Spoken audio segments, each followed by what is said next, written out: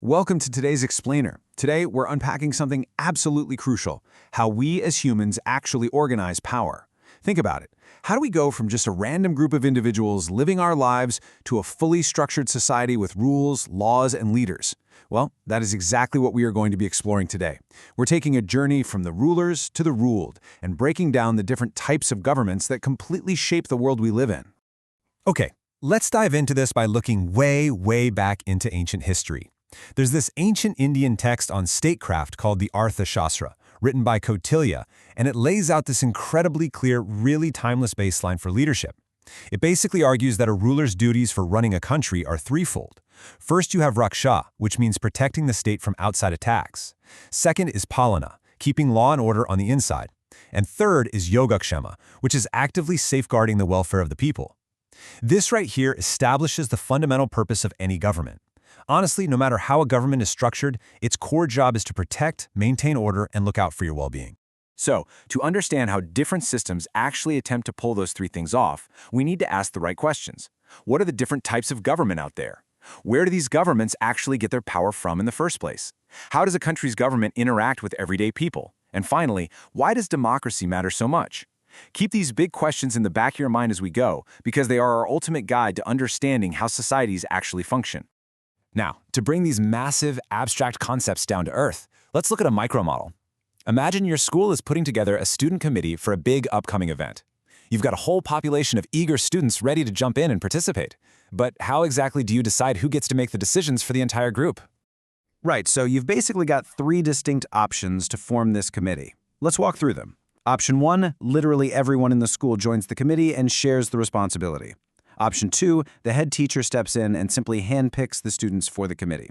Or Option 3, the students vote and choose their own representatives. The core takeaway here is the trade-off. Option 2 gives you raw, fast efficiency, but absolutely zero representation. Option 3 sacrifices a little bit of that speed, but it ensures that the ruled actually consent to their rulers. Let's move to and see how this builds from a simple school scenario to the actual nuts and bolts of a national democracy. Inside a parliament building, Option 3 scales way up to represent literally millions of citizens. Instead of a classroom, your chosen representatives gather in these massive chambers to debate, discuss, and make big decisions on behalf of everyone who voted for them. Now, in most democratic countries, this representation is split up to create a sense of balance. Typically, you have a lower house, elected by direct voting from the citizens, and this one is generally the more powerful of the two. Then you have an upper house, which is usually formed either by indirect election or by nomination. Our source chapter uses India as the prime example here. There, the lower house is the Lok Sabha, and the upper house is the Rajya Sabha. It's an entire system designed to ensure the voice of the people is heard directly, while also having a secondary body to review and balance out those decisions. But here's the thing, a democracy isn't just about voting.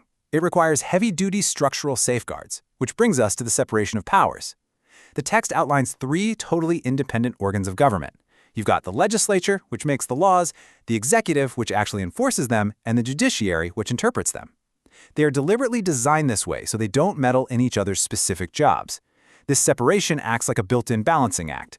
It's this intentional system of friction that makes your power stays distributed rather than getting hoarded by one person or one group. But what happens when that balance completely fails? Well, that brings us to oligarchy. The word actually comes from the Greek oligos, meaning a few, and archo, meaning to rule or command. Put that together, and you have a government where a small, highly powerful group calls all the shots. Usually, we're talking about incredibly wealthy families or super influential individuals who keep a tight grip on the levers of power instead of sharing it with the general population. Now, what's really interesting about this slide is this famous late 19th century political cartoon, The Bosses of the Senate.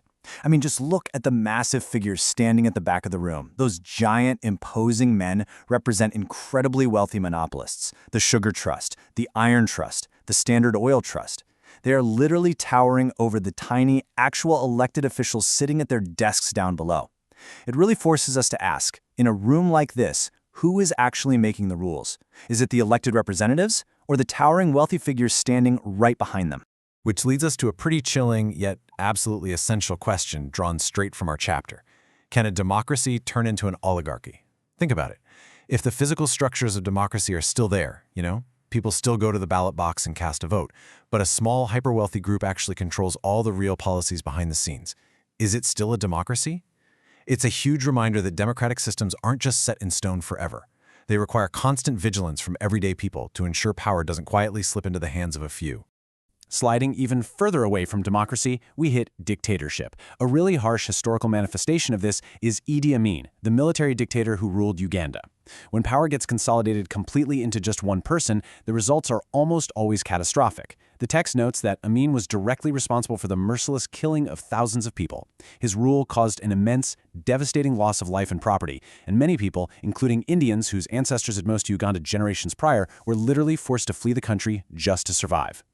Let's contrast this heavily with everything we just talked about regarding democracy. When you look at the DNA of a dictatorship, you see exactly what happens when that intentional system of friction, that separation of powers, is completely wiped out. Instead of independent branches checking each other, you have entirely centralized individual control. Instead of laws guiding the country, there are absolutely zero constitutional boundaries tying the ruler's hands. And instead of power coming from the consent of the people, it relies 100% on military force and fear. All right, let's tie all of this together and look at how these different systems actually handle the law in practice.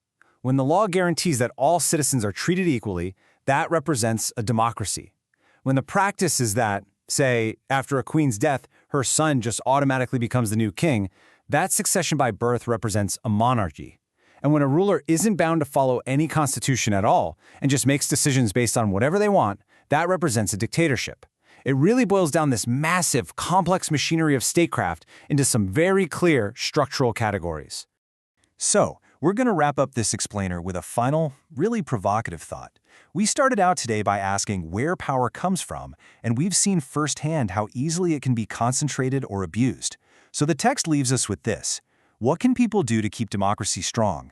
It's a question I want you to seriously think about, because a democracy isn't just a machine that runs on autopilot. It needs the active participation, the awareness, and the absolute vigilance of the ruled to make sure the rulers are actually doing their jobs, protecting the state, maintaining order, and safeguarding the welfare of everyone. Thank you so much for joining me on this explainer. Keep asking those big questions, and I'll catch you next time.